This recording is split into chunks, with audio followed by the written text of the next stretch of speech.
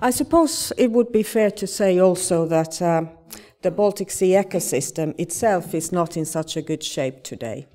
And I wonder if the coordinator of Bonus BALTICAPP project, KariHyytiainen, can you sort of tell us how to achieve and maintain good environmental status under this changing climate and society?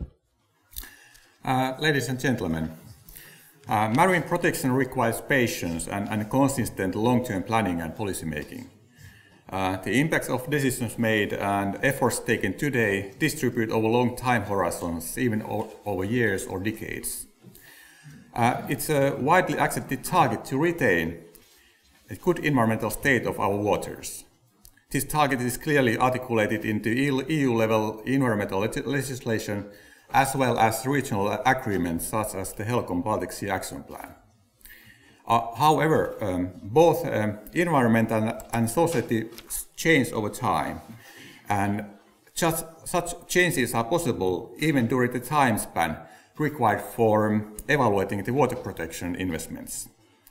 Thus, it's worthwhile to explore the global trends and the alternative futures and the opportunities and challenges they create for solving the regional environmental problems, such as the protection of our regional seas. A good rule of thumb is to get prepared for the uncertain future is to target for the most desirable environmental and societal development, and at the same time to have contingency plans for in case of some murkier social and environmental developments take place.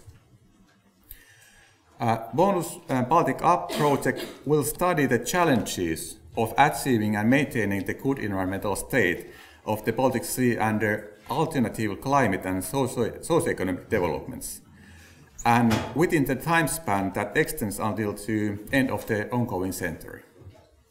The project evaluates the joint impacts of alternative climate scenarios and socio-economic developments called shared socio-economic pathways on the drivers and pressures that affect the state of the Baltic Sea.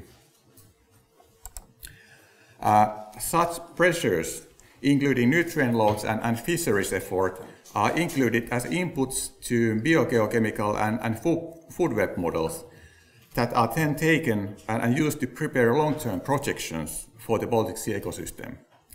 And these projections are then translated as flows of provisional and cultural ecosystem services and interpreted quantitatively as contributions to human welfare and well-being. Iterative use of these models will enable us to evaluate the challenge space of reaching and maintaining the good environmental state of the Baltic Sea in the long run. And the results will inform the policymakers and the scientific community about the adequacy of currently planned and agreed water protection efforts. Thank you.